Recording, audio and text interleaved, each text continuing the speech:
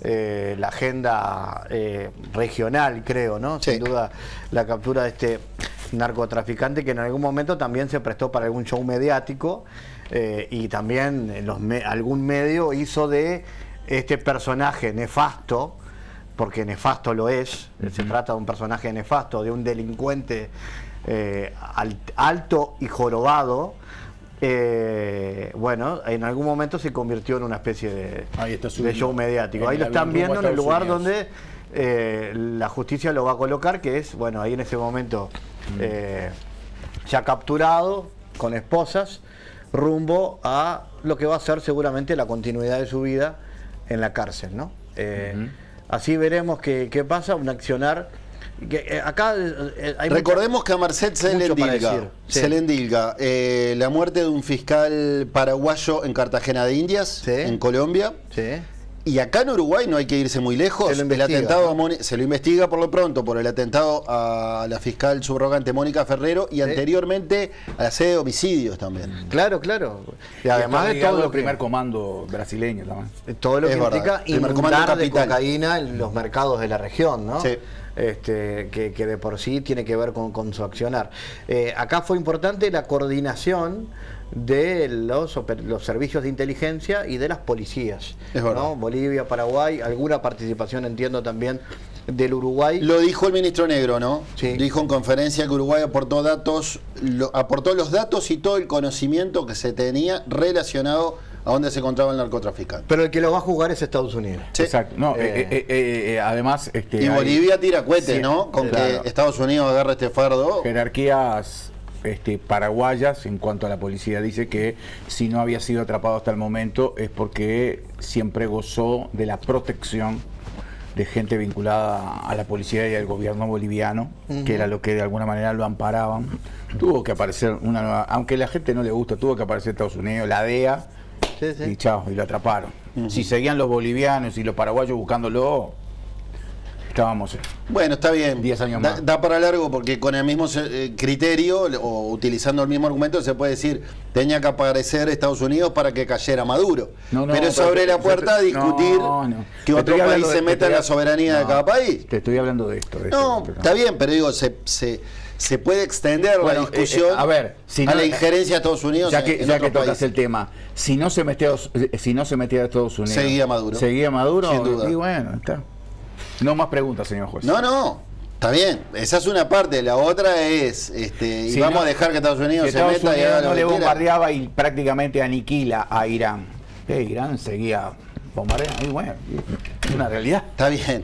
No nos gusta, no nos gusta. A mí no me gusta el imperialismo de esa manera, pero también debo reconocer ¿quién le da el título de gendarme del mundo a Estados Unidos? Y todos los que le piden ayuda.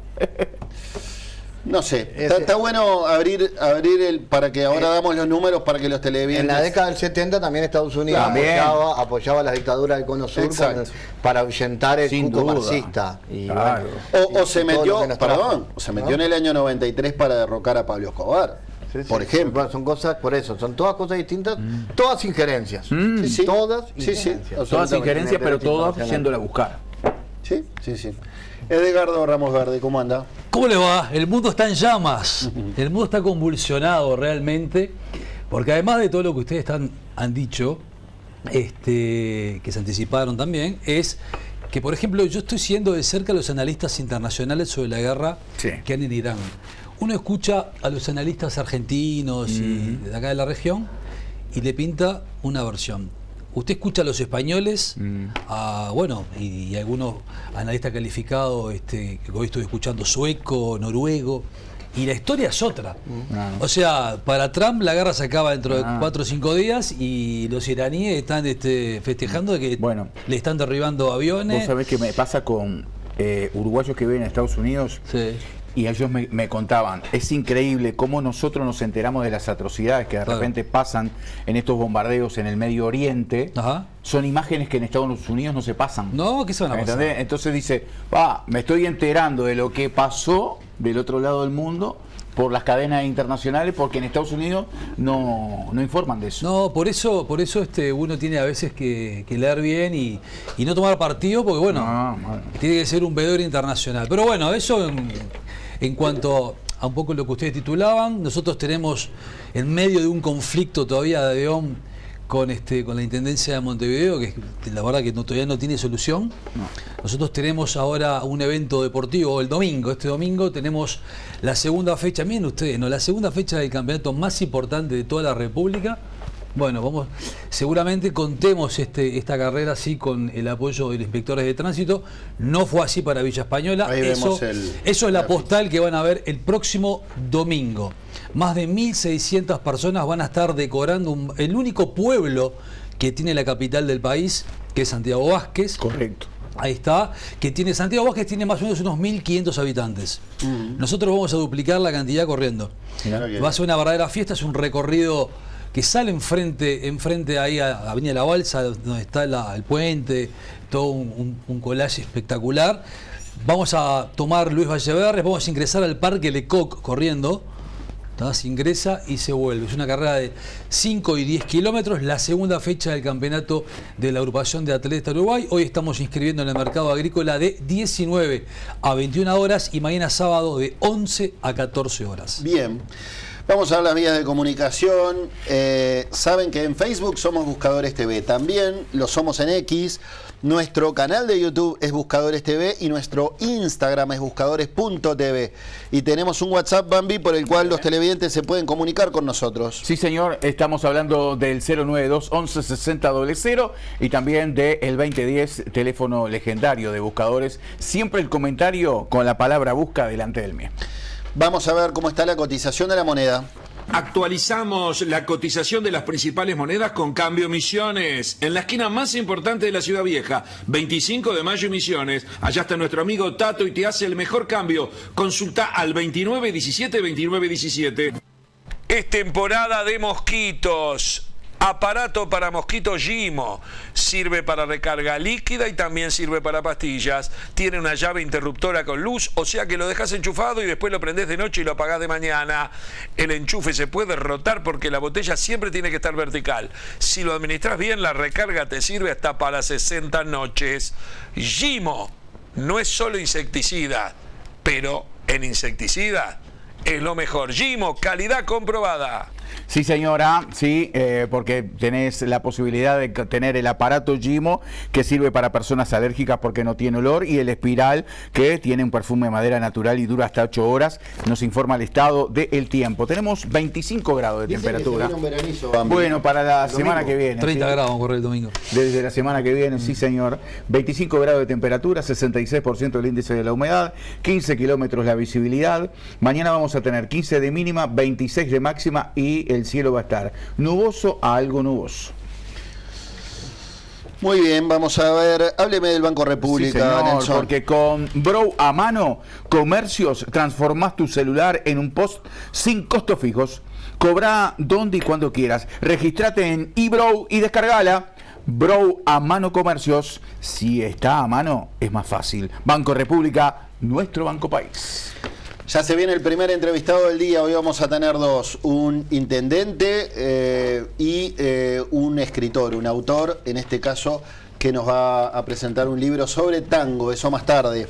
Ahora, el Hotel FK nos habla de esta noticia. El presidente de la República comentó que había hablado en los últimos días con el presidente boliviano Rodrigo Paz a propósito del caso Marcet. Mirá. Hotel Boutique FK Paso de los Toros. En el centro de la ciudad, habitaciones amplias, cómodas y de muy buen confort. Un hotel con construcciones antiguas y terminaciones modernas, estacionamiento cerrado y además contás con paseos guiados por la antigua fábrica de tónica y por los puntos de interés de la ciudad, como la casa de Benedetti o la casa de Omar Odriozola. Chorros de agua caliente, salobre y paseos por nuestro hermoso Río Negro. Hotel Boutique FK Paso de los Toros. Por lo que tengo entendido, ya se estaría yendo hacia Estados Unidos. Acaba de cortar de hablar con el presidente Paz. Estuvimos hace pocas horas juntos hablando del tema. Y bueno, hoy nos despertamos con esta noticia, lo llamé y bueno, tuvieron que superar algunas cosas internas que tenían que no permitían la captura rápida, pero bueno, por lo que me dijo él, se pudo resolver, y esto habla de la necesidad de coordinación. El ministro Negro de tarde va a hacer una conferencia o va a hablar. Estuvo en contacto hace pocos días con el ministro del Interior de Bolivia por este tema. Eso me enteré hoy porque hablé con él. Y existe bastante más coordinación de la que todos suponemos entre los organismos y entre los responsables de la seguridad de los distintos países. ¿Conoce cómo fue detenido? No, yo no. Los detalles vendrán después, supongo. Los detalles vendrán. ¿Qué medidas se va a tomar por parte de Uruguay en este No sé. El ministro va a hablar y supongo que desde ahí surgirán las medidas o las decisiones que vinculen a Marcet. No nos olvidemos que el requerimiento más fuerte estaba de Paraguay, también de Estados Unidos, Bolivia por supuesto, y nosotros también, quizá con una necesidad menor, porque no había imputaciones o no hay imputaciones graves como si las hay en otros lugares. Por ahí se conocían que también había algunas células aquí en el Uruguay que también pertenecían a Marcet. Bueno, las noticias creo que han sido más que claras y los resultados de los operativos creo que han sido claros. Bueno, muy bien. Y tenemos la presentación del primer invitado. Bienvenidos a la Patria Gaucha. Seguimos construyendo sueños. Polideportivo en Curtina, Terminal en Villa Ancina, Policlínica 24 horas en Barrio López, Extensión Rambla del Sandú, Plaza Artigas en Paso de los Toros, mejoramiento permanente de nuestros caminos rurales.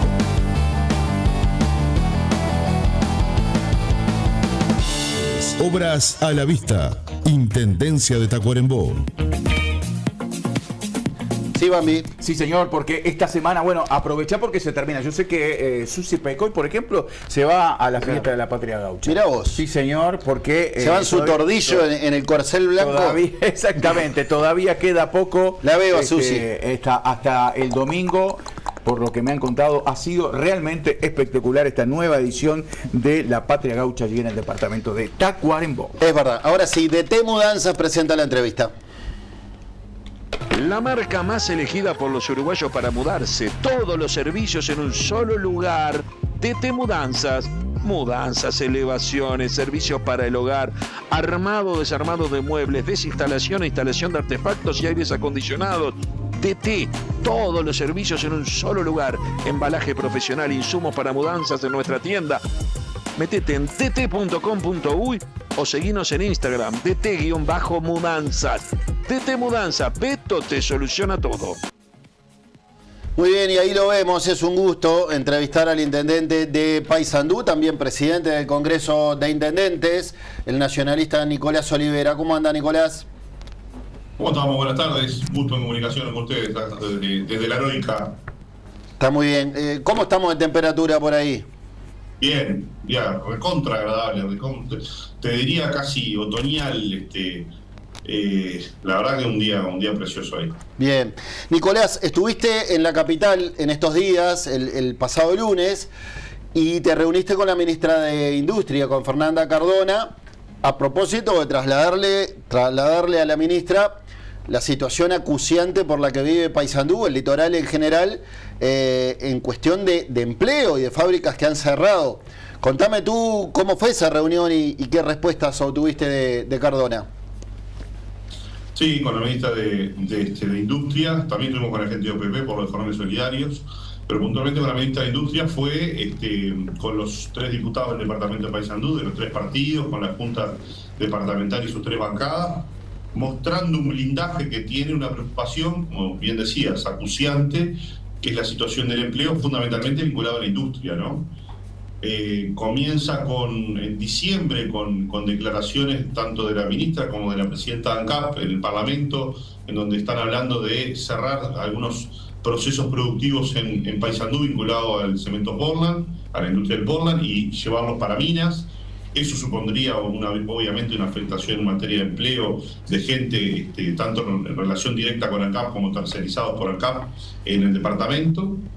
Después, y te diría que en los últimos 10-15 días la situación empeora, ¿no? Porque empieza a ver diciendo de que paralizaría su actividad 2 meses, y hace pocos días nos dijeron no van a ser 2 meses, van a ser 5 meses del 90% de su plantilla de trabajadores.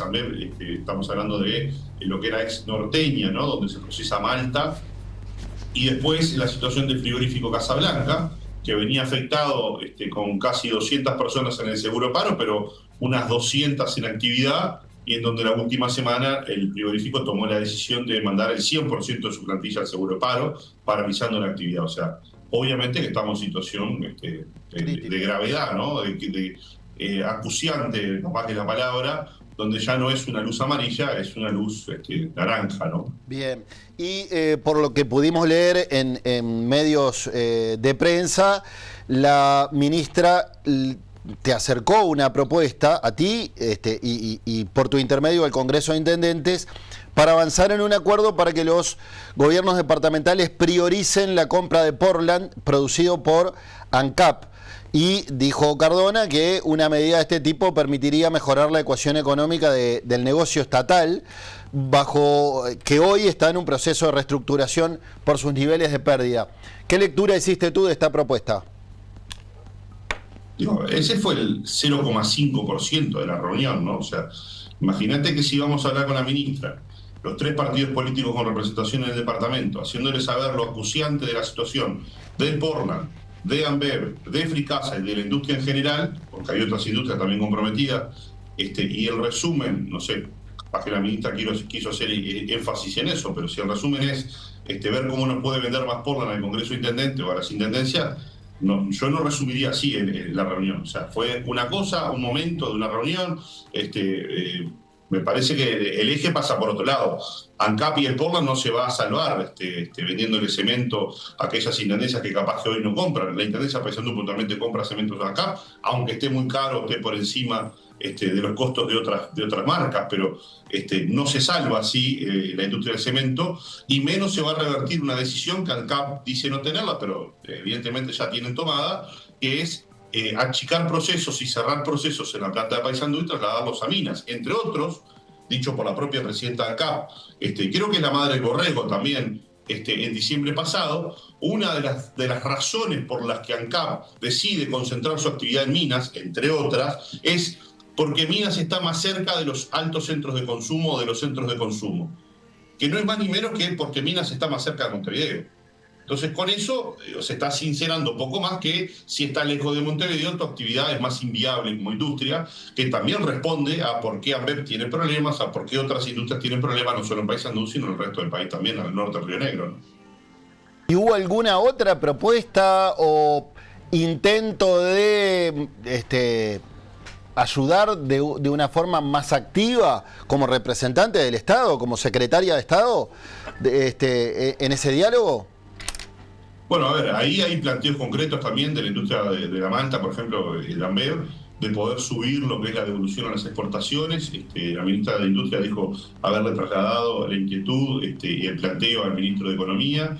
También hay un tema de costo energético. Yo te resumiría que los problemas estructurales para la industria, y sobre todo aquellas que estamos más lejos de Montevideo, se resumen en 3 temas, ¿no?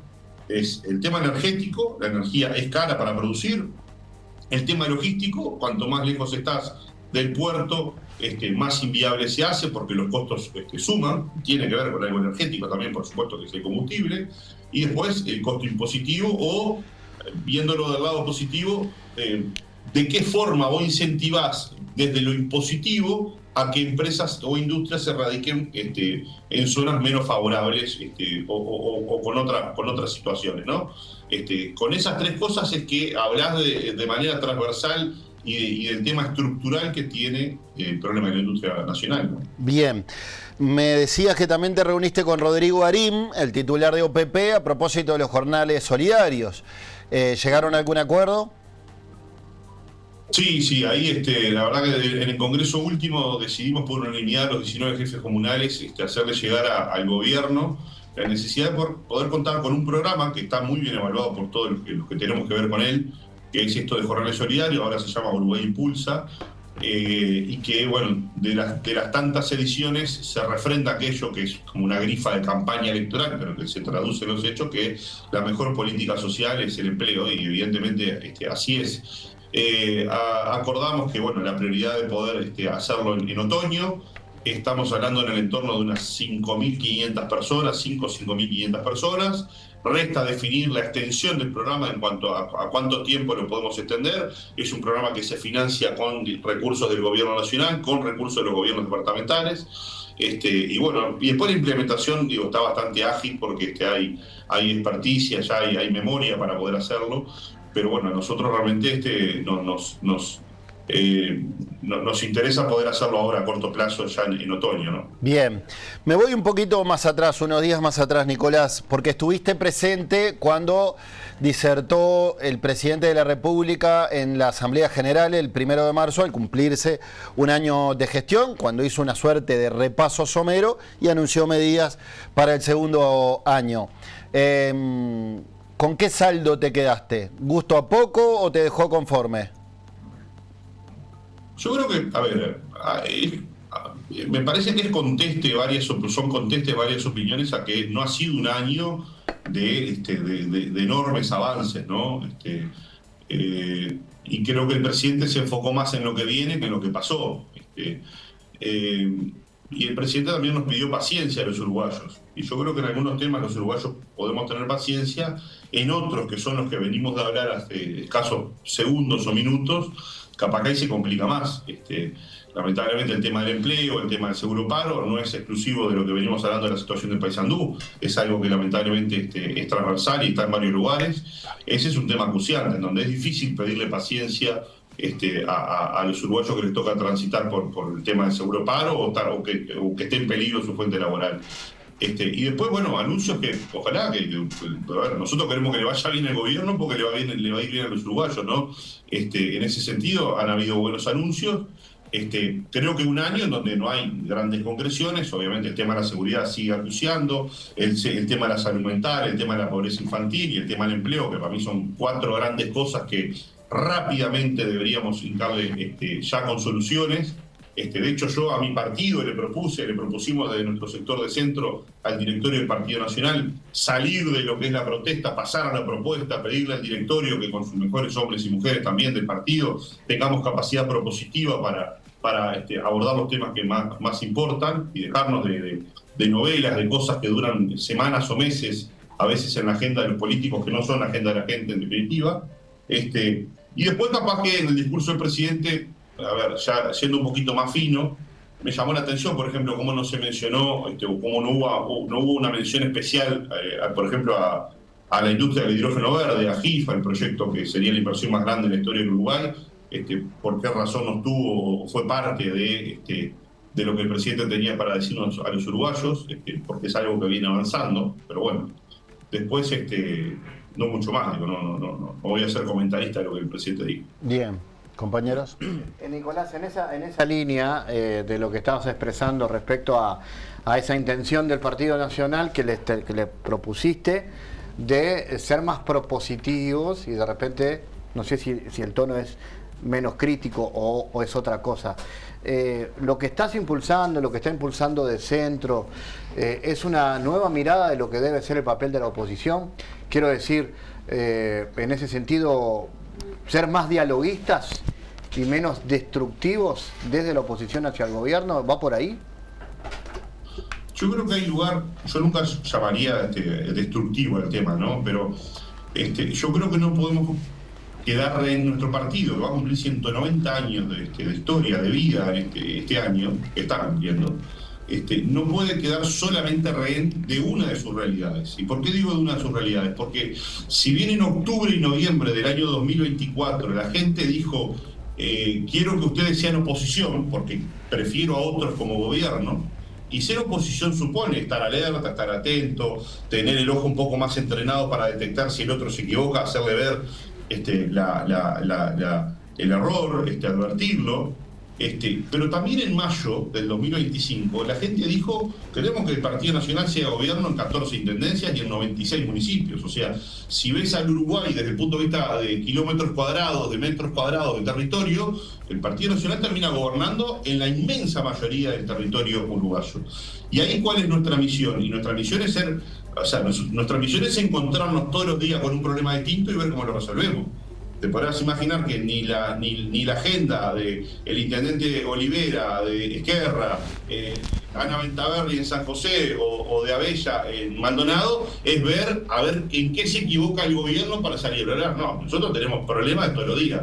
Y ahí es donde tenemos que, ahí cobra vigencia el tema de la seguridad, el tema de la gente en situación de calle, el tema de la pobreza infantil, el tema del laburo. Entonces, eso es el pan nuestro de cada día. Lo que nosotros le estamos diciendo a nuestro partido es: no nos quedemos rehenes solamente de ser oposición y estar pendiente de lo que el gobierno hace o no hace para ser oposición, sino que tenga también una agenda. Que el gobierno, aparte mi partido debe tener una agenda si queremos ser gobierno, que es lo que todos los partidos políticos quieren, llevar sus ideas a la acción, y para eso hay que ganar el gobierno. Que el Partido Nacional, si quiere ser gobierno, tiene que tener una agenda para adentro y una agenda también al gobierno, al actual gobierno, por más que sea de otro partido, decirle: estas son nuestras ideas y nosotros tenemos la voluntad de colaborar en el tema seguridad, en este tema, en el tema de la pobreza infantil, en este tema, en salud mental, en este tema. Y si el gobierno está estancado o está en posición de inacción en algunos temas,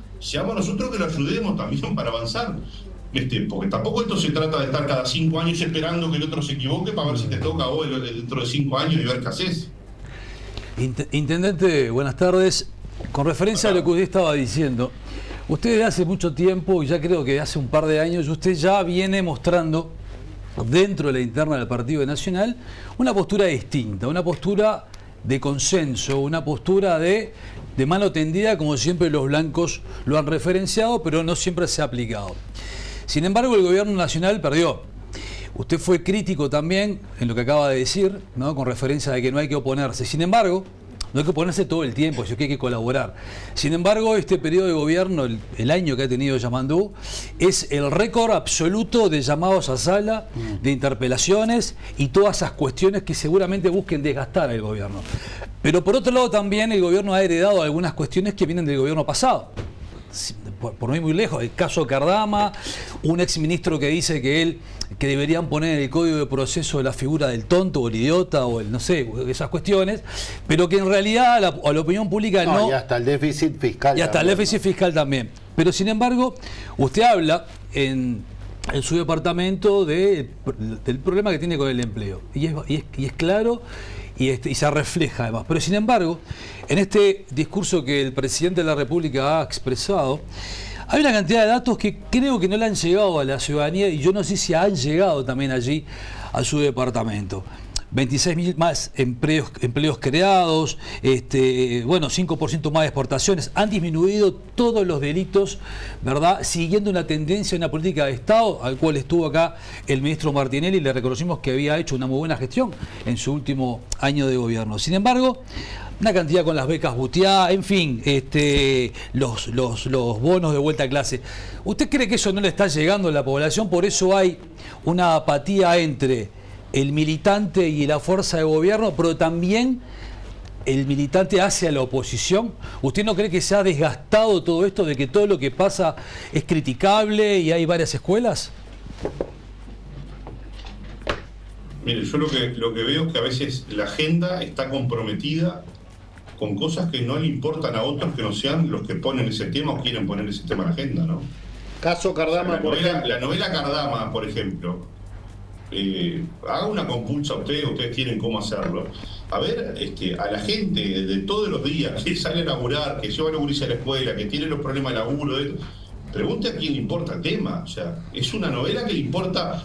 No digo que sea menor, no digo que no haya que ocuparse, no digo que el Parlamento no se tenga que ocupar, estoy totalmente de acuerdo, que el gobierno, mire que es un tema, una novela que tiene un capítulo un día del gobierno y un día de la oposición, ¿no? Pero a mí me llama la atención cómo esos temas terminan copando la agenda. Y hay otros que no. No sé. Totalmente de acuerdo usted. Entonces, cuando usted me dice ¿qué le llega a la gente? A la gente le llega el bolsillo.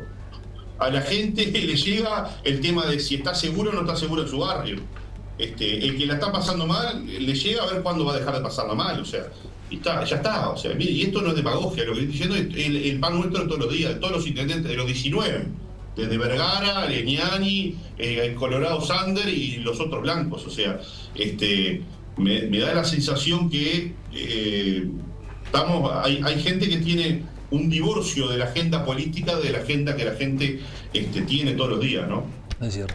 Sí, también capaz que se puede agregar que, y puede ser una autocrítica hacia adentro del periodismo, que quizás no le queda claro a doña María o a don José que cuando hablamos del caso Cardama estamos hablando de 2 patrulleras oceánicas para combatir el narcotráfico. Sin duda. Entonces, en definitiva, estamos hablando del combate al narcotráfico.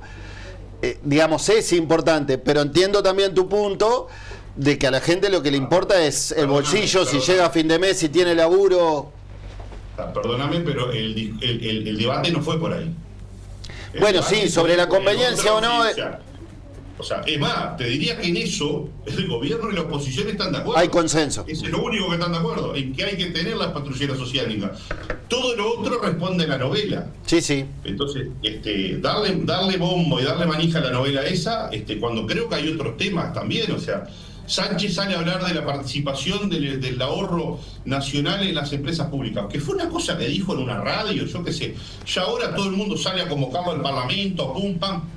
Digo, el tema salud mental. ¿Cuándo sale fuerte el tema salud mental? Porque tenemos el tristísimo, ignominioso récord como Uruguay de ser el primer país en donde más gente muere por suicidio. Sí, sí. Entonces, ese tema dura 4 semanas en la agenda nacional para que los políticos se sensibilicen, para que los que toman decisiones se sensibilicen, decir, vos, ¿qué vamos a hacer? Esto es una epidemia, esto es una pandemia. No, incluso estuvo en la agenda, cuando estaba en época electoral, el tema de la salud mental, y nadie lo está tratando. Por ejemplo, el entonces candidato Andrés Ojeda lo puso claramente en la agenda. El gobierno también, el actual gobierno también lo puso como una... Yo le quería preguntar, intendente, evidentemente, a la luz de todo este problema de cierre de empresas, de cierre de fábricas, ¿cómo está el tema morosidad, evidentemente, en la Intendencia? Porque eso repercute, eso pega sobre los dineros que recibe la Intendencia. ¿Cómo está en estos momentos? A ver, la morosidad en materia de contribución inmobiliaria urbana, suburbana y rural tiene un histórico que le diría que es parecida a la de todas las intendencias, ¿no? Ajá. Y más que responder a la situación económica del departamento, responde también a una omisión de los gobiernos departamentales en ser malos acreedores. Las intendencias somos malos acreedores. ¿Por qué? Porque no nos preocupamos de que nuestros contribuyentes no lleguen a caer en morosidad o en falta de pago. Porque hay un millón de herramientas que ponemos a disposición por bonificaciones, por exoneraciones, por descuentos. Y usted no puede pensar de que solamente por poner un aviso en el diario diciendo la contribución vence el 31 de marzo, la gente va a ir desesperada a pagar. Entonces, creo que la morosidad responde más a causas de negligencia nuestras que de imprudencias de quienes no pagan, ¿no? Muy bien. Nicolás Olivera, intendente de Paysandú, presidente del Congreso de Intendentes. Gracias por esta charla en Buscadores. Vamos arriba. Abrazo. Abrazo. Presentó Agua Asensio. Mira. Agua mineral Asensio para tu hogar, oficina, empresas, colegios o donde lo necesites. Entregamos bidones de 20 litros retornables. Instalamos equipos dispensadores frío-calor. Llámanos. Agua Asensio. Natural como vos. ¿Viste cuando llegás a un lugar y decís, es acá? Este 28 y 29 de marzo, va conmigo, es acá.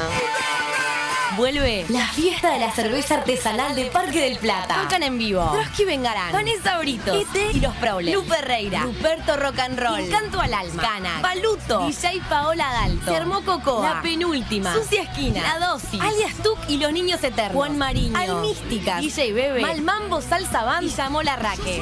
Perdón. ¿Y todo esto con entrada libre? Te dije, saca. Fiesta de la cerveza artesanal de Parque del Plata. Organizan Gobierno de Canelones, Municipio de Parque del Plata y Las Toscas y Amau.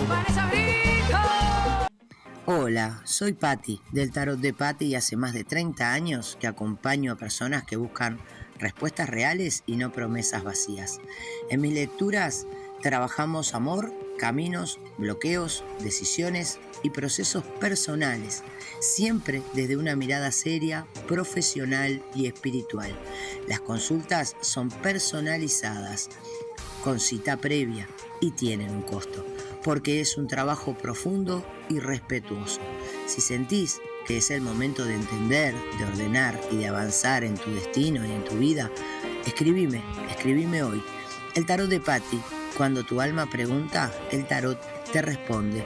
No te olvides, tenés todas mis redes, Facebook, TikTok, Instagram como el tarot de Patti. Mis números de contacto son 091-644-600. Te espero. Bueno, y atención, probá los nuevos sabores de helado con Aprole, Orgullo Celeste y Bombón Avellana. Oh, qué rico. Ideales para refrescarte en estos días de verano, porque en Uruguay el helado es con Aprole, que nos presenta la siguiente noticia. No somos un gobierno de titulares, somos un gobierno de acciones. Esto lo dijo el presidente de Bolivia tras la captura del narcotraficante Marcet. Bolivia está demostrando que puede y quiere contribuir de manera decidida a la seguridad continental y global, y lo está haciendo con esfuerzos propios, además de agradecer la cooperación de organizaciones internacionales de diferentes países vecinos y del continente que actuaron sobre la decisión firme de la lucha contra el crimen y en este caso contra el narcotráfico de Bolivia, en cooperación para tener resultados y objetivos exitosos para todos. Nosotros no somos un gobierno de titulares, somos un gobierno de acciones. Y en ese sentido, la captura de Marcet ha sido posible gracias al trabajo comprometido, reitero, de los efectivos de la policía boliviana, que demuestra que en nuestras instituciones existen hombres y mujeres que sirven a la patria con profesionalismo y valentía. Quiero también indicar que este no es un hecho aislado, es el inicio de una serie de acciones que reflejan la determinación de nuestro gobierno de hacer de Bolivia un país libre del crimen organizado, del narcotráfico y de la corrupción y de la impunidad. Bolivia está de pie, defendiendo la ley y contribuyendo activamente a la seguridad de nuestra región y del mundo. A todas las instituciones del Estado, a todas las organizaciones vivas, a todas las organizaciones políticas, a las organizaciones de nuestras regiones, entiéndase, de orden subnacional. Esta no es una victoria del gobierno nacional, esta es una victoria de todos los bolivianos y de todas las bolivianas. Muy bien, y los amigos... Bueno, antes de presentar la entrevista, mirá, el hombre está limpiando justo ahí el vidrio. ¿Y sabe qué? Y no tiene cinta de seguridad. ¿Vos sabés que sí? Ay, se llega a caer ahora. No tiene... Llega a caer ahora en vivo. No tiene cinturón de seguridad. Bambi, ¿tenemos algún mensaje? Salto enseguida por eso. Le dijeron, mirá, está saliendo buscadores, vení para acá. Claro. ¿Tenemos algún mensaje? Hay muchos mensajes de la gente a través de 092116000. Mientras que dice este mensaje, la verdad muy buena la respuesta, porque no sea un intendente blanco, ese hombre tiene otra visión de la situación del país en general. Mientras que siga esa guerra de interpelaciones, es de un lado y del otro, esto se va al carajo, dice el 448. Una consulta, Bambino, ¿no van a entrevistar a Cose para preguntarle por el exceso de trialometanos en el agua, a ver si se pone a llorar? Bueno, dice 572. Noto cierta ironía. Sí, por supuesto. Los periodistas... Bueno, me parece que esto es palo. Los periodistas tienen que investigar y decir lo que ellos piensan y no lo que les dejan decir. Libertad de prensa ya. Y me pone, dice, dueño de Cardama está dispuesto a devolver los 25 millones de dólares, pero dijo, yo tengo solo 15, el resto... Se lo gastó. Dice el 398. La administración pasada dejaron gente sin trabajo, sueldos miserables, y ahora se mandan la parte que se preocupan por el pueblo. Solo piensan en las próximas elecciones. Qué lamentable. El 107 lo escribe esto. Muy bien. Y ahora sí, los amigos de Droguería Paysandú te presentan esta promoción para lo que resta de marzo. Mirá. Si tu prioridad este mes es que tu ropa quede impecable, quédate porque en Droguería Paysandú tenemos promo del 15% off en artículos seleccionados para lavado y cuidado textil. Tenés desde desengrasante textil, quitamanchas, percarbonato de sodio, prelavado enzimático, prelavado espuma controlada y Total Pay. O sea, todo lo que necesitas para potenciar el lavado y dejar la ropa como nueva. La promo está vigente durante el mes de marzo, así que si venías pensando en renovar tus básicos de lavado, este es el momento. Haz tu compra por nuestra web o en cualquiera de nuestras sucursales.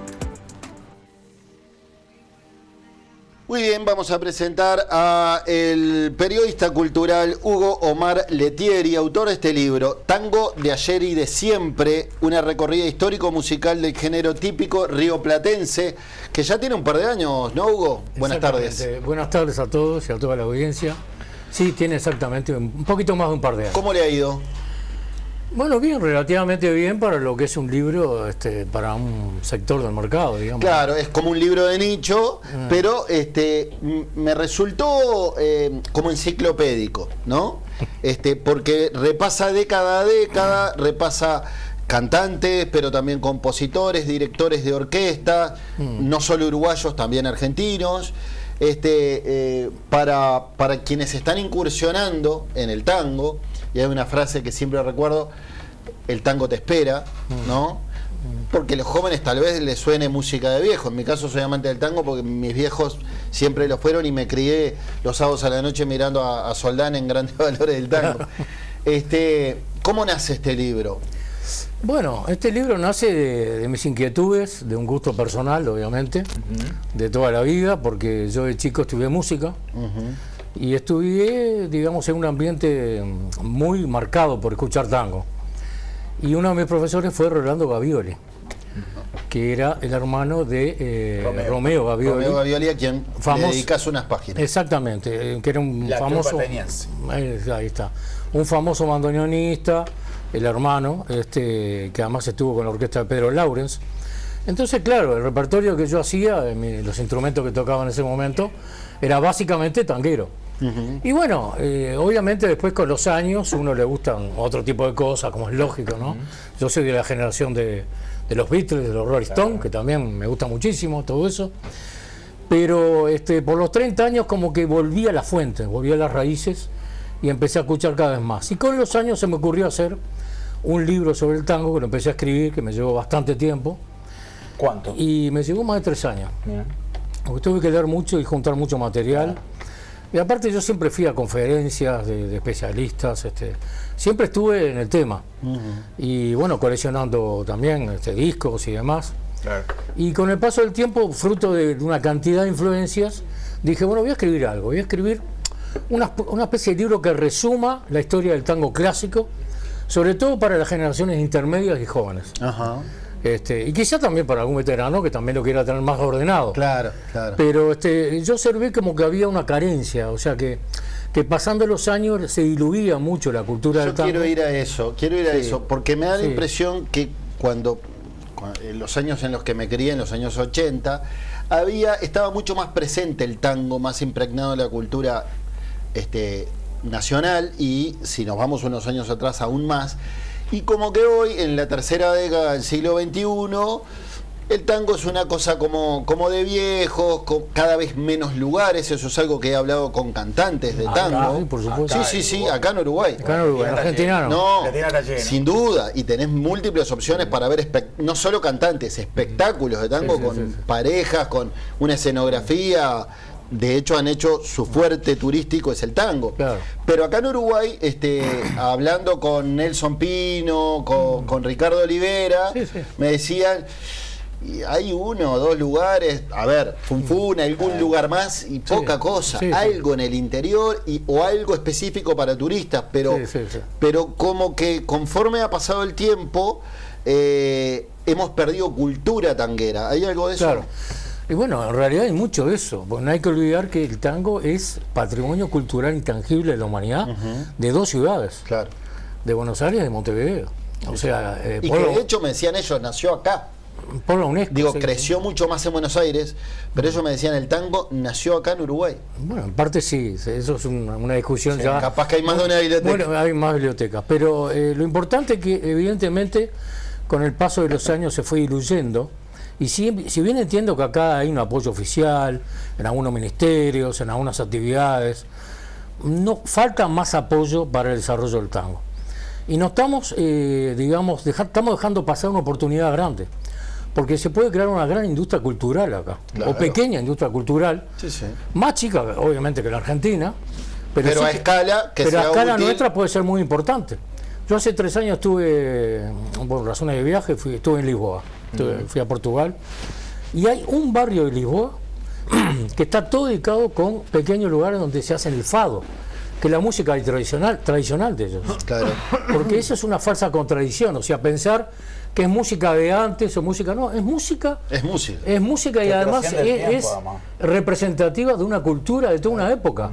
Entonces, más allá que en todos los países del mundo se escucha la música de ahora, todos los países tienen también fuertes raíces con la música tradicional y pasa con el flamenco en España, pasa con el fado en Portugal y debería pasar con el tango también acá. Nosotros tenemos una oportunidad espectacular, que es lo que va a pasar en el 2030, que es el Mundial. Claro. Y qué mejor vidriera para nosotros como país tener todo pronto como para decir, claro, bueno, yo digo, esto es el tango, señores. Claro, claro.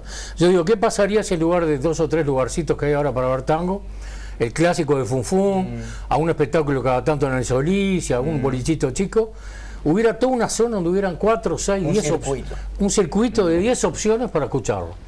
No solamente para el público de acá, sino para todo, porque la gente que viene del exterior busca eso. Totalmente. Busca la representación de tu cultura, ¿no? Porque para lo que ellos tienen, ya lo tienen allá. Pero el tema es que buscan justamente las raíces nuestras, y una de las más importantes expresiones musicales y populares, culturales, sin duda que es el tango.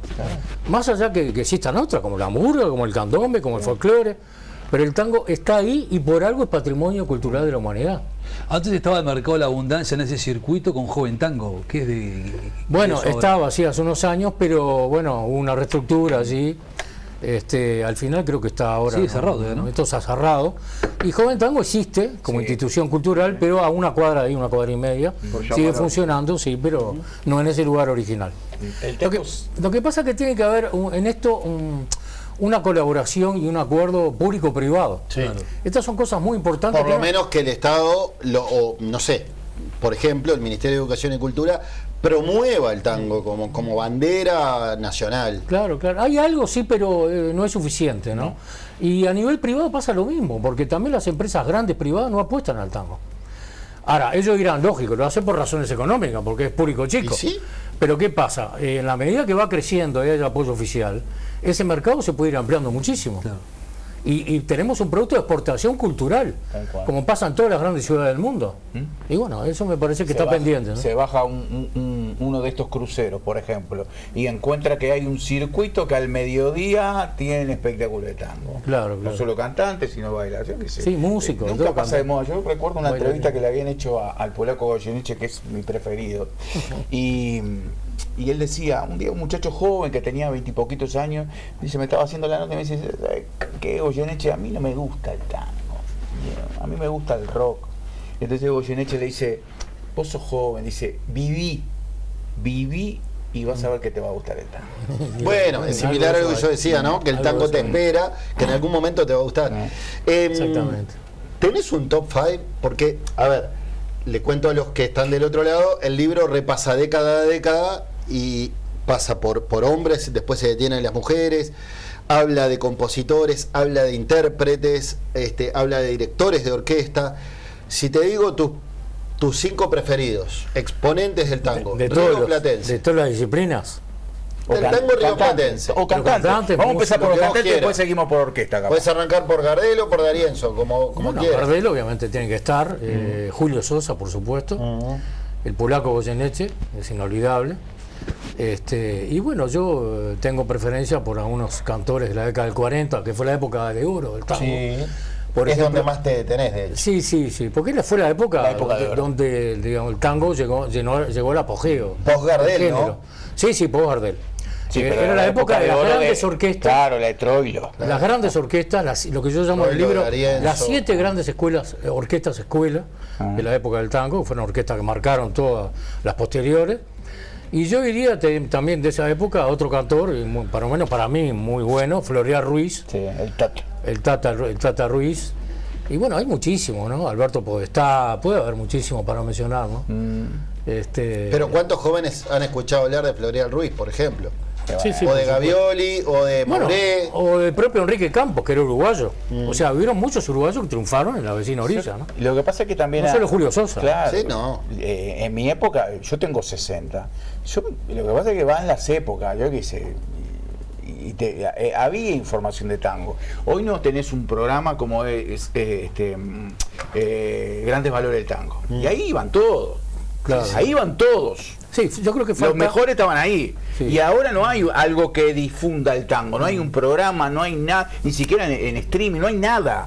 Bueno, hasta hace poco estaba la radio, ¿no? No, la radio Clarín, está, sigue estando Clarín. No, y está en el programa de Monte Carlo también de noche, se sigue estando, ¿no? Tangos a media luz, Tangos a media luz, de Monteverde. Pero yo considero que falta un buen programa, aunque sea en horario no central, de tango en la televisión. Claro. Sí. La televisión creo que sería... pero me pongo en abogado del diablo, Hugo. ¿Tendría público?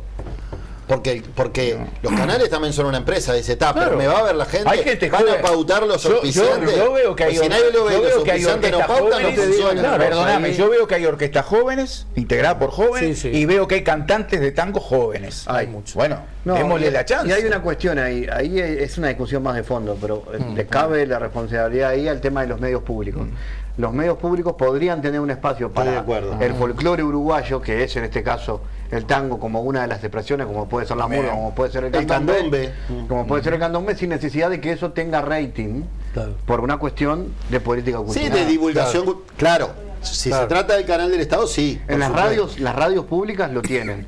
Tienen un programa para el carnaval, para el candombe y para el tango. Falta la televisión. Fabián, hace unos cuantos años, y no hace mucho, Canal 5 hizo La Ruta de Gardel, que hizo Olivera. Hace poquito. ¿Entendés? Y un programa fantástico. Yo lo vi.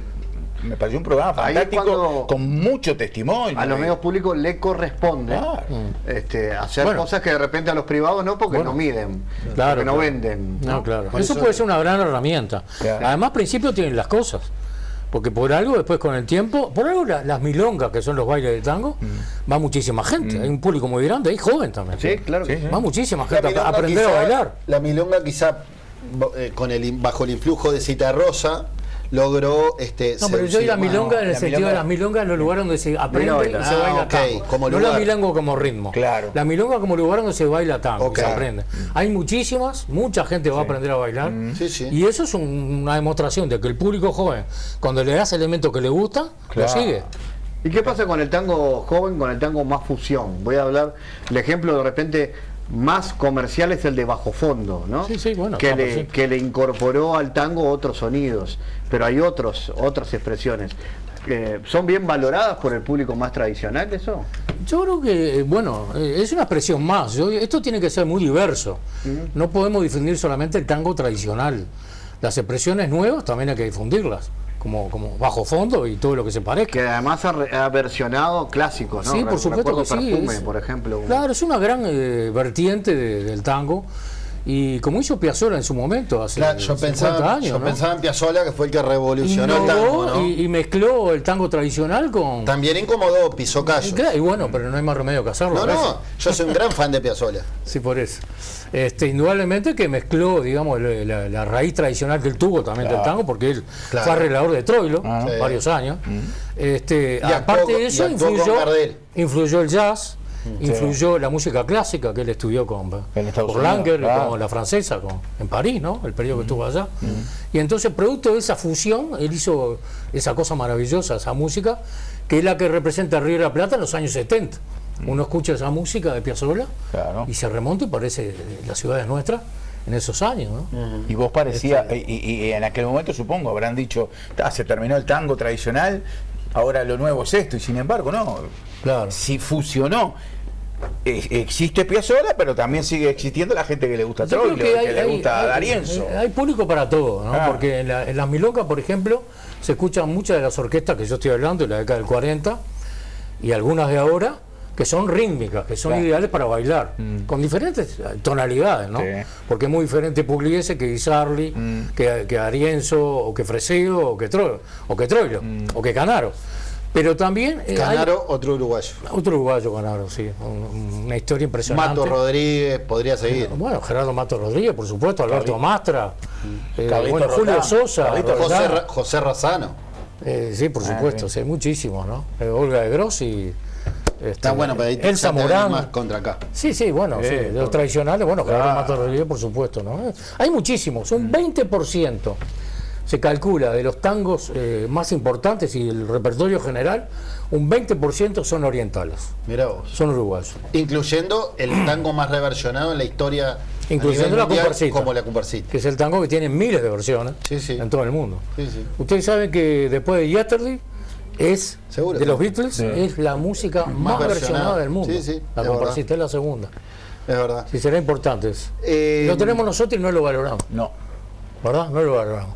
O sea, a veces viene cualquier ritmo de afuera, muchos que están de moda que a veces uno los ve esos ritmos y realmente deja mucho que desear en muchas cosas. Estás con Trump contra Yankee. Sin embargo, no, pero es verdad lo que dice. Pasa en diversos en diversos rubros. La comparsita fue creada. ¿Qué hay que vos pases por la calle y digas la comparsita? ¿Qué mínimo? Casi ni te das cuenta. Bueno, pero lo que voy, el patrimonio que tiene Uruguay. Paso por acá, 19 de abril. 19 de abril, Amado Nervo. La primera cancha que tuvo el Albion. No hay nada que diga que tuvo la cancha de Peñarol ahí en Pocito. Alguien porque la rescató y está ahí nos importa todo poco la identidad. Por donde entró la primera Copa del Mundo, que está en 18 y Vázquez, está toda pintarrajeada, nadie le da bola. Y por ahí entró la primera Copa del Mundo, muchachos. El Uruguay quiere poco las tradiciones y cada vez menos. Y cuidamos poco nuestro patrimonio. La identidad nuestra. Cuidamos poco el patrimonio. La identidad, muchachos. No solo el tango, todo esto que estamos hablando es parte de nuestra identidad. Por favor. Nuestra historia, lo que somos como sociedad. Exacto. Es el alma de una sociedad. Vamos perdiendo identidad. Y siguen naciendo cantantes, bailarines, compositores. Sí, muchísimo. Yo el otro día estaba repasando algunos de ahora. Hay un conjunto de chicas que tocan el bandoneón, que se llama Bandoneonas, que es un trío que toca excelentemente bien. Mirá vos. Lo que es Valeria Lima cantando también, como intérprete. Bueno, ya tiene un montón de años. Bueno, tiene un montón de álbumes, ¿no? Ricardo Olivera, hay un montón de gente joven que está en la vuelta. Por supuesto, Gabriela Morgare y Mayra Hernández, que han sacado unos excelentes CDs. Rubí, por ejemplo, que es un espectáculo muy lindo, que han hecho en los últimos 2 años. Es decir, hay una cantidad de valores que los que estamos en el tema más o menos los conocemos y convocan un cierto público, pero que merecerían una difusión mucho mayor. Claro. Porque tienen valores artísticos muy grandes, muy grandes. Lo que pasa es que no está de moda. Y además lo identitario. Y no deja mucha plata. Claro. Entonces, bueno, ahí está, caemos siempre en el mismo círculo vicioso, ¿no? Bien. Bueno, para los que quieran saber más, meterse en el mundo del tango, es una enciclopedia, ¿eh? Es una especie de enciclopedia. Una guía, sí, año a año, década a década, hombres, mujeres, compositores, intérpretes. Y sabe una cosita más. Tiene una guía de el tango en el cine con las mejores películas del cine internacional y argentino, que de manera directa o indirecta muestran el tango. Por ejemplo, Perfume de Mujer. Sí, por ejemplo, Perfume de Mujer, como tantas otras. Con la interpretación de Por una cabeza, que es 2x3 está en alguna película. Al Pacino. Ahí Al Pacino ciego bailando Por una cabeza. Exactamente. Bien, la invitación entonces, tango de ayer y de siempre, quedan algunos. Sí, en todas las librerías. Un recorrido histórico musical del género típico, rioplatense, ediciones B, Penguin Random House. Gracias, Hugo. Bueno, un placer estar con todos ustedes y con la audiencia de Buscadores, que es un programa que yo veo desde el inicio, del año 2002. Muchas gracias. Muy bien. Bienvenido. Los amigos de Vinos Picardo cierran esta entrevista. Vinos Picardo. Cada botella cuenta una historia. Brindá con nosotros y create momentos inolvidables. Picardo, familia de vinos, donde la tradición se encuentra con la pasión. Y además, poné la etiqueta que quieras a un vino Picardo para regalos empresariales. Llama al 099-579152 y hacé tu pedido. Bienvenidos a La Patria Gaucha. Sueños cumplidos en Tacuarembó. Anfiteatro Centro de Barrio número 1, Teatro Escayola, Polideportivo, Residencia Universitaria, Terminal en San Gregorio de Polanco, avenidas, bulevares y mejoramos nuestras calles. Iluminación del 100% de nuestros barrios. Intendencia de Tacuarembó. Seguimos construyendo sueños.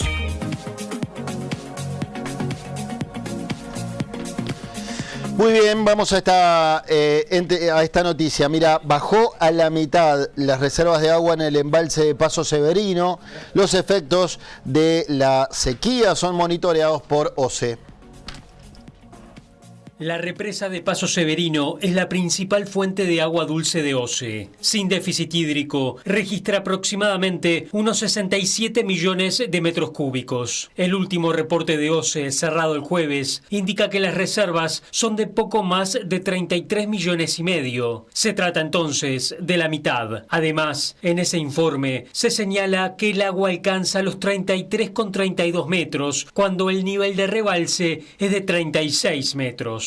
Son registros que las autoridades del organismo monitorean de cerca para conocer el impacto de la falta de lluvias en la capacidad operativa. El dato se ubica aún lejos de la crisis hídrica de 2023. Se caracterizó por una caída crítica en la reserva de la represa de Paso Severino, que bajó a menos del 2% de su capacidad en julio de ese año. Por el momento, o se descarta un escenario como el de aquel entonces. El déficit hídrico ocurre mientras el gobierno firmó las obras del proyecto alternativo a Neptuno, que incluyen una nueva planta potabilizadora en aguas corrientes. La misión de Lubrax es ofrecer tecnología y alto rendimiento a conductores e industrias de todo el país, impulsando la evolución del sector. Prepárate para una experiencia Lubrax aún más innovadora, conectada con el futuro. Es tiempo de Lubrax y todos los productos los encontrás en los principales distribuidores y puntos de venta de todo el país y en las más de 100 estaciones Acción desplegadas a nivel nacional. Muy bien, ¿tenemos algún mensaje más, Bambi? Sí, claro. El 170 dice, el tema es que en la tele antes había pocos canales y los viejos miraban y nosotros estábamos ahí, pero ahora no hay y por supuesto no se difunde y los jóvenes ni conocen, se va apagando. Los Beatles, los Rolling Stones, más de 70 años, por favor, hay que renovarse. Sí, escúchame, más vigente que nunca. Más vigente que nunca están ambos. Ahora sí, a vos te gusta Bad Bunny, bueno, es culpa tuya. Es culpa tuya. Yo tengo una novia, vos tengo una novia. Bueno, Marcet llevaba prófugo desde el año 2021, hace 5 años que estaba prófugo, señalado por liderar una de las mayores organizaciones del crimen organizado, todo en Sudamérica. Cayó, ya había, quien confirmó la captura fue Jalil Rashid, el titular de la Secretaría Nacional Antidrogas de Paraguay. Dijo que esto fue antes de las 7 de la mañana. En diciembre del año pasado, Marcet había dicho que no se iba a entregar en ningún país de Latinoamérica. Entiendo cómo es la justicia en Sudamérica, no me entregaría en ninguna parte ya que llevan tanto tiempo atrás mío, sigan buscándome. Esto dijo en diciembre. Tuvo razón. ¿Para qué dijo eso? Tuvo razón. Él no se entregó. ¿Y sí? Lo agarraron. Y lo que se sabe es que había infiltrados de la DEA y ya está camino a Estados Unidos. No se entregó, pero no hubo resistencia tampoco. No hubo, de hecho, si se resistía, la DEA tenía orden de abatirlo, como pasó con el Mencho. Ya se sabe que si se hubiera resistido, la quedaba. Ya pasó con el Mencho, este narco mexicano. Dijo, no, como no, acá estoy.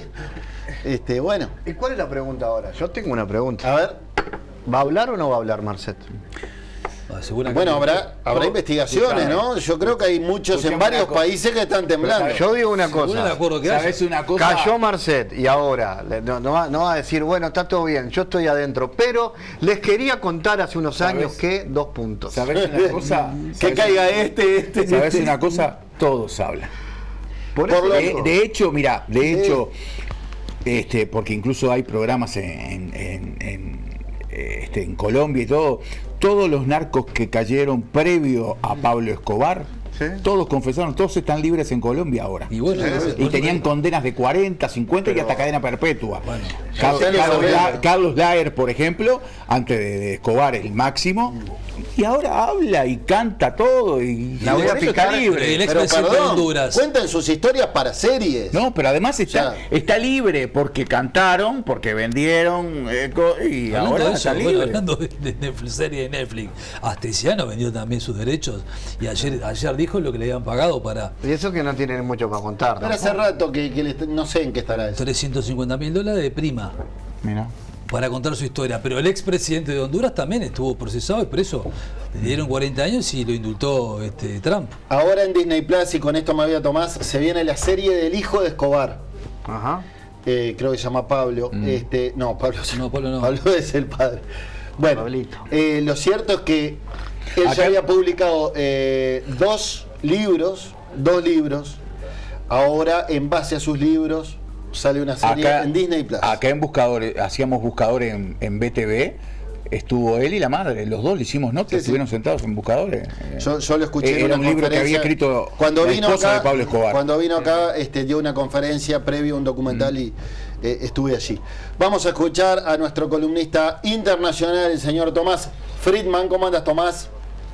¿Qué tal? Buenas tardes, Checho. ¿Cómo están ustedes? Muy bien. Diría mi tío Roberto, ¿no? Qué viernes movidito, ¿no? Sí, señor. Sebastián Marcet volando a Estados Unidos. Un operativo exclusivamente de la policía de Bolivia. En el operativo no participó ninguna fuerza extranjera y la DEA tampoco. No es lo que dice. Esto lo dijo el presidente de Bolivia, Paz Aguirre, que dio una conferencia de prensa para decir: hay que aclarar las cosas. La DEA nos proporcionó información, Paraguay nos proporcionó información, Uruguay proporcionó información, pero este fue un operativo exclusivo de la policía de Bolivia que estaba detrás de Marcet hace varias semanas ya. Lo teníamos localizado en un barrio residencial allí en Santa Cruz de la Sierra. Estaban en dos casas, en una casa estaba solo Marcet, en la otra casa, fíjense ustedes, tenía solo 4 guardaespaldas, 3 hombres y una mujer que fueron detenidos. Fue un operativo, como ustedes decían, sin violencia, no se disparó un solo tiro. Comentaba el presidente de Bolivia y el ministro del Interior, primero se le dio la voz de alerta a todos los que estaban en la casa, diciéndoles: si no se entregan, los vamos a matar. Y después hablaron directamente con Marcet para decirle que se entregue, porque de lo contrario lo iban a matar. Así que Marcet se entregó a las autoridades bolivianas, que ya tenían todo preparado para que se vaya a los Estados Unidos. No lo querían en ninguna cárcel de Bolivia, los paraguayos tampoco. Tener a Marcet en una cárcel genera una cantidad de problemas de seguridad y de temas con el narcotráfico, así que dijeron: a Estados Unidos directo. Se fue en un avión desde Santa Cruz de la Sierra a Viru en Perú, y de Viru en Perú directo a Estados Unidos, donde será juzgado. De acuerdo a la justicia de Estados Unidos, si Marcet no quiere hablar, no tiene obligación de decir ninguna palabra, cero. Puede decir: no voy a emitir ninguna opinión, que me juzguen y que dictamine la justicia si soy culpable o no soy culpable. Lo otro, como decían ustedes, la gran mayoría de los narcotraficantes hablan porque Estados Unidos les ofrece una buena negociación, diciendo: de acuerdo a la información que tú tengas y que nos puedas ayudar a capturar más gente vinculada al narcotráfico, menos será la pena. Veremos cuál es la decisión que toma Marcet. No sabemos tampoco si Marcet tenía un lugarteniente o un número 2 que se hará cargo de su grupo narcotraficante, que es muy, pero muy poderoso. Y entonces vamos a ver de qué manera reacciona la justicia de Estados Unidos. Él tiene imputaciones y acusaciones muy graves en Paraguay y en Bolivia. Quiere decir que, supongamos que haga un acuerdo con Estados Unidos y pudiera quedar libre antes de lo previsible, igual tendría que cumplir frente a la justicia de Paraguay, donde está su mujer detenida, y frente a la justicia de Bolivia. Así que veremos cómo sigue esta historia del Sebastián Marcet, el narcotraficante uruguayo que estaba buscado en todo el mundo y que finalmente fue capturado en Santa Cruz de la Sierra, en Bolivia. 2 noticias más de la región. Está internado en cuidados intensivos el expresidente de Brasil, Bolsonaro, con una neumonía muy grave. Esta información se acaba de divulgar recién en Brasil. Su hijo Flavio Bolsonaro, candidato a la presidencia, ha señalado que el estado de su padre es crítico. Flavio Bolsonaro, senador, será el candidato que va a luchar la presidencia con Lula. Hoy las encuestas dicen en Brasil que están muy parejas, 41% para cada uno. Quiere decir que Lula podría perder y el bolsonarismo podría volver al poder en Brasil. En Cuba, el presidente Díaz-Canel confirmó por cadena de radio y televisión, le informó a los cubanos, estamos negociando con los Estados Unidos. Esto es oficial. Sí. Hace varias semanas que la administración cubana está negociando con la administración Donald Trump temas económicos, temas sociales, temas políticos, temas de transición. No se conocen más detalles, pero después de 10 años, hace 10 años hubo negociaciones entre Estados Unidos y Cuba. Hoy vuelve a haber negociaciones, ya lo había dicho Donald Trump, Cuba tiene que cambiar, Cuba está asfixiada, no tiene petróleo, no tiene energía eléctrica, no tiene medicamentos, no tiene alimentos, está en la mayor crisis que hay desde el comienzo de la revolución, así que es otra de las novedades que se incorpora a el escenario internacional. La guerra en Medio Oriente sigue, el petróleo más de $100 el barril, impacto en todo el mundo. Estados Unidos dice, el secretario de guerra, Peter Hess, dice que el nuevo ayatolá que fue herido seguramente tiene la cara desfigurada y por eso no apareció públicamente. Lo hizo a través de un comunicado escrito que leyó la televisión iraní, donde dijo, el estrecho de Hormuz va a seguir cerrado. La guerra sigue con toda la intensidad, hay bombardeos a Irán por parte de Israel, Estados Unidos, misiles de Irán, 300 cayeron hoy en Israel, que causaron más de 100 heridos, destrucción de gran cantidad de viviendas, siguen los ataques en el Líbano contra Hezbollah, el movimiento terrorista. Quiere decir que estamos en un conflicto con más de 20 países involucrados y con una incertidumbre absoluta de hacia dónde va, cómo terminará y cuáles serán los impactos concretos que tendrá en la economía mundial y más concretamente acá en la economía de Uruguay. En línea, Tomás, te hago un agregado que tiene que ver con Uruguay. La próxima semana, en pocos días, en 10 días, Uruguay toma la presidencia de CELAC, un organismo muy importante. Ya este año para Uruguay, para la agenda política internacional de Uruguay va a ser pesadita. G77, Mercosur en el segundo semestre y ahora esta comunidad que hoy es una de las más importantes a nivel político regional y también en su vínculo con Europa.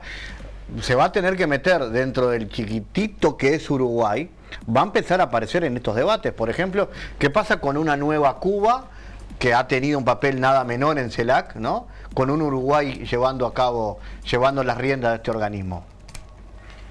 No, es así.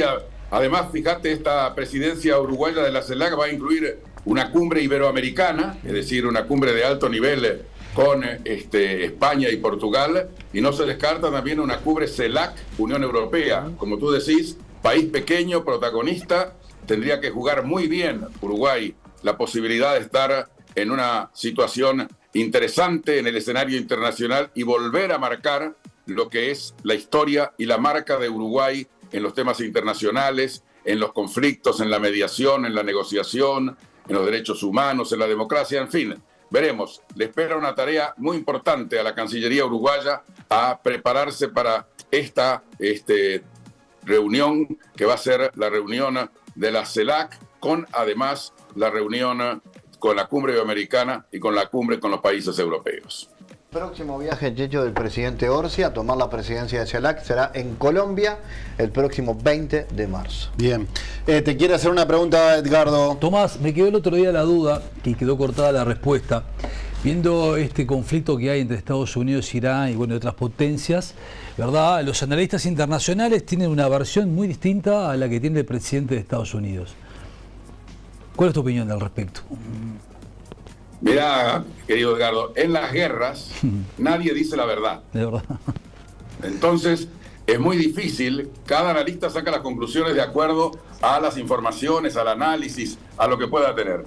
nadie dice la verdad porque si no el enemigo se entera de las cosas. Entonces, en realidad, no dicen la verdad, mienten, confunden al enemigo. Así que es muy difícil. Sobre estas guerras siempre hay dos bibliotecas y dos opiniones. Por un lado, si lo que hizo Trump está bien, si no respetó el derecho internacional y la situación multilateral está bien, otros dicen que está mal. O sea, son visiones muy diferentes.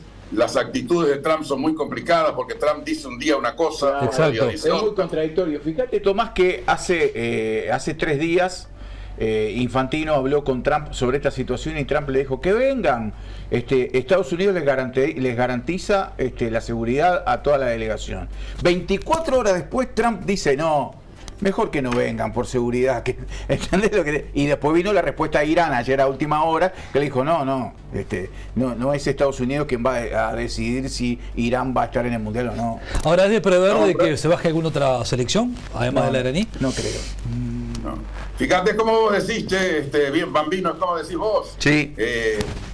Trump dice un día dice, vamos a negociar con Irán. Al otro día dice, no, que se rindan incondicionalmente. Entonces, según Trump, la guerra ya estaba terminada. La guerra está terminada, dijo, bajó el petróleo. Y al otro día dijo, no, ni cerca de estar terminada. Hoy dijo, la guerra va a terminar cuando los huesos me den la información de que la guerra tiene que terminar. Quiere decir, personalidad muy difícil, las guerras son muy difíciles, muy complicadas, y como siempre digo yo, podemos discutir todo de la guerra, estrategia, geopolítica, petróleo, terrorismo, pero la guerra es muerte, tragedia, destrucción de familias, discapacitados, generaciones que quedan traumadas por muchos años. Tomás, eso es la guerra. Y así estamos. Tomás, hace un par de días estuvimos en la mar en coche con Fabián, el capitán de navío y experto en geopolítica Ricardo Barbosa, y él nos decía que imaginaba una guerra corta, este ataque de Estados Unidos e Israel contra Irán, intensa pero corta, de corta duración, por un tema de mapa, de estrategia y de mercado también. En cambio, cuando Rusia atacó Ucrania, él se imaginó al revés, una guerra larga como de 9 años, de desgaste, una guerra de desgaste. No veía lo mismo acá, porque por necesidad, por mercado, por intereses, veía una guerra rotunda, fuerte, pero de pocos días. ¿Compartís? Mirá, esta guerra no va a ser una guerra de años, la de Irán, ninguna duda. Comparto con mi amigo, el capitán, con cual hemos compartido varios análisis conjuntos. No, ninguna duda, esta guerra no puede ser una guerra larga porque es otro contexto, no tiene nada que ver. La guerra, en realidad, es la invasión de Rusia a Ucrania, es un problema entre dos países. Putin con Zelensky. Acá hay 20 países involucrados, están los países árabes, está el tema del petróleo, que no puede aguantar mucho más, está el tema del estrecho de Hormuz, y está el tema que en Estados Unidos la interna está complicada para Donald Trump, que le critican que no cumplió su promesa de no ir a la guerra, de que no mueran soldados, ya murieron 7. Ayer se murieron 4 o 5 tripulantes de un avión carguero de Estados Unidos que se cayó en el medio de la guerra. O sea que la guerra no va a ser una guerra de años. Puede extenderse todavía unas semanas más, porque Irán, igual que Ucrania, sorprendió. Y todos decían, no, la armada más poderosa del mundo, el ejército, la potencia militar del mundo más grande, Estados Unidos, e Israel es otra gran potencia, terminan con esto en 8 días. Irán sigue disparando cohetes todos los días a las bases norteamericanas, tocó el aeropuerto de Dubái, tocó una torre en Qatar. Los árabes quieren que pare la guerra, están desesperados y aterrorizada la gente. En cualquier momento te cae un misil en tu casa o te cae un misil en tu oficina. ¿Y cómo se interpreta la postura de Francia y de España, Tomás? Bueno, están jugando la interna de la Unión Europea, Checho. Están jugando la interna de la Unión Europea. Francia por un lado, España en un enfrentamiento directo con Donald Trump. No te presto las bases españolas para que ataques, no estoy de acuerdo con la guerra y no voy a apoyar. Y Trump le contesta a Pedro Sánchez, mirá, es un desastre lo que estás haciendo, voy a romper las relaciones comerciales con España. Y además, le dice Trump, si preciso las bases, aunque no me las preste, las voy a usar igual. Es muy Trump, ¿no? Muy Trump. Y Macron quiere convertirse en el líder de la Unión Europea que no tiene líderes, entonces aparece ahí con una posición como es siempre ambigua. Por un lado hizo un gran discurso atrás de un submarino nuclear, diciéndole a los franceses: voy a fabricar más bombas atómicas, voy a prepararme. Es el único país de la Unión Europea que tiene bombas atómicas, y también ha mostrado una disidencia con esta guerra, con la forma esta de no respetar el derecho internacional, no respetar las convenciones, no respetar la vida. Bueno, en estas guerras se juegan muchas cosas, ¿no? Y además los liderazgos mundiales que están en crisis. ¿Quiénes son los grandes líderes mundiales hoy? Una respuesta difícil. Yo creo que no hay. Bien. Gracias, Tomás. Te mando un abrazo. Gran fin de semana para todos. Nos encontramos el lunes. ¿Dónde? En Buscadores. ¿Tenemos algún mensaje más, Bambi? Sí, tengo una noticia. A ver. Al respecto me falta el timbre. De toda esta situación de Marcet. El que estuvo hablando fue el ministro del Interior, Carlos Negro, y dijo que estas situaciones sucedieron en fechas no tan lejanas y hay investigaciones abiertas. Escuchamos y vemos a Carlos Negro. Nosotros, para oficializar una noticia de estas características, debemos estar seguros de la identidad de una persona. Para estar seguro de la identidad de una persona, y el director nacional de la policía y su experiencia en policía técnica puede dar verdadera cátedra sobre el tema, se necesitan luego las muestras de ADN o los registros dactilares de la persona. Y ese banco lo tenemos en Uruguay, por supuesto. Nosotros lo que pedimos y solicitamos fue la confirmación de la identidad, pero el director nacional puede dar más detalles sobre eso. ¿Qué tal? Buenas tardes a todos. Como bien decía el señor ministro, la verdadera identidad de una persona se confirma desde el punto de vista científico a través de las huellas dactilares o el ADN, que son los dos métodos de identificación científica que tiene el país. En el día de la mañana, a través de OCN Interpol Bolivia, se solicitó en forma inmediata la ficha de cadactilar a los efectos de realizar la verdadera identidad o determinar la verdadera identidad si era de Sebastián Marcet o no. Cuando OCN Uruguay recibe ese petitorio de OCN Bolivia en forma oficial y formal, inmediatamente nosotros mandamos esas fichas dactilares a los efectos de que Bolivia confirmara la identidad. Lo que llegó a las autoridades de Bolivia, a la policía boliviana, realizaron el estudio comparativo de lo que le tomaron a ellos allá, una vez detenido con la ficha de dactilares nuestras, y se confirmó la verdadera identidad. Mientras no se hace eso, lo que pueden haber son posibilidades de identificación indirecta a través de algún tatuaje, alguna seña que pueda tener la persona. Se confirma directamente una vez que se hace ese estudio. Por eso nosotros no habíamos anunciado nada todavía.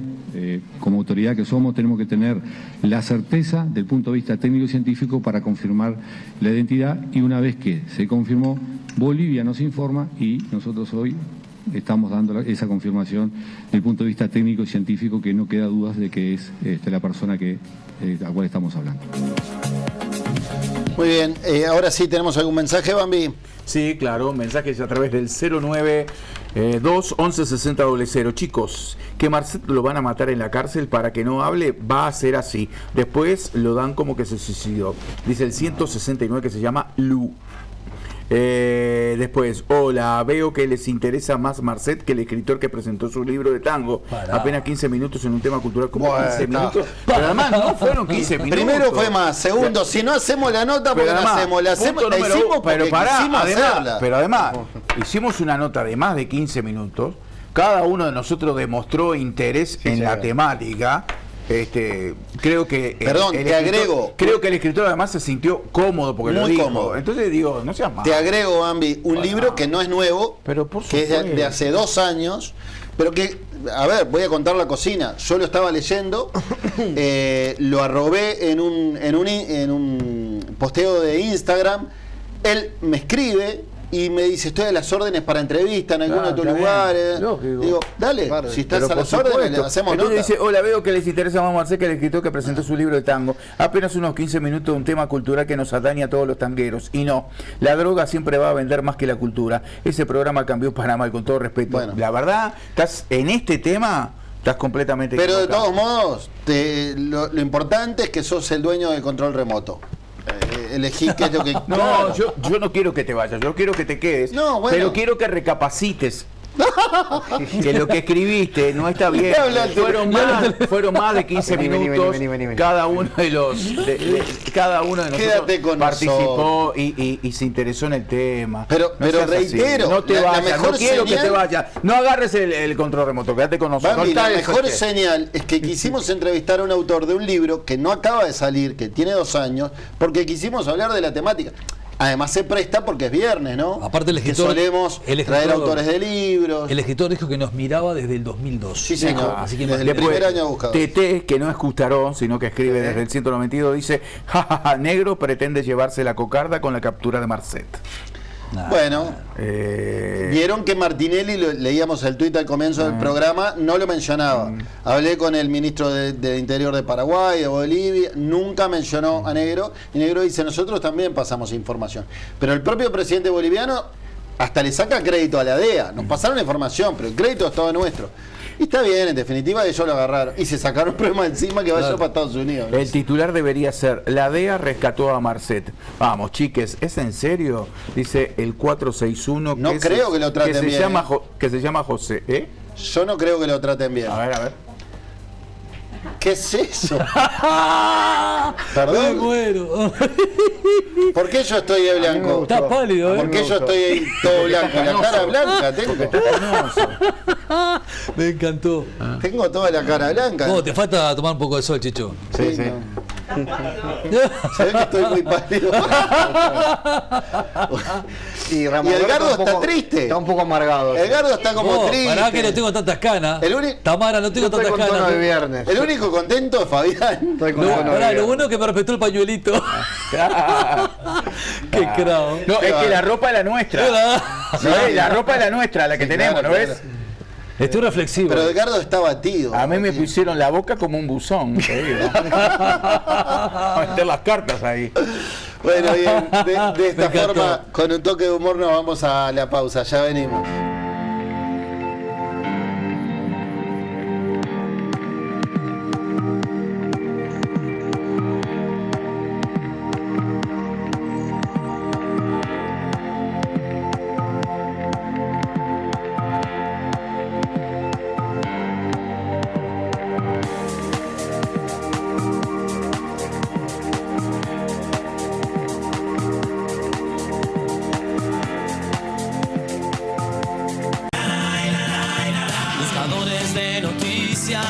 Buscadores de ilusión, buscadores de la vida, buscadores con pasión. Si nos llaman... Instantes finales de Buscadores, si no hay más maldades de nuestro director Diego, y había una más. Acá lo hicieron más hipón. Pará que me despeiné. Bambino parece un... No, es un buzón mi boca. Sí, pero los ojitos medio como que fumó algo, ¿no? Sí, a ver. No tiene los mismos ojos que Edgardo, que al revés. Está duro como... Pero sí. Ahí, bueno, hablando de Marcet, la fue toda ahí. Y Fabián recién llegado del Cabo Polonio. Fabián Peace and Love. Qué bárbaro, qué bárbaro. Bueno, eso por ser viernes. Viernes 13. Y viernes 13 vamos. Señores, que tengan un gran fin de semana. Los esperamos el lunes a las 14 por las pantallas de BTV y Canal 5. Chau, chau. Buscadores por oficio, buscadores del amor, con trabajo y sacrificio, te ofrecemos lo mejor. Si nos llaman buscadores, lo aceptamos con honor. Somos buscas uruguayos, nuestro orgullo es para vos.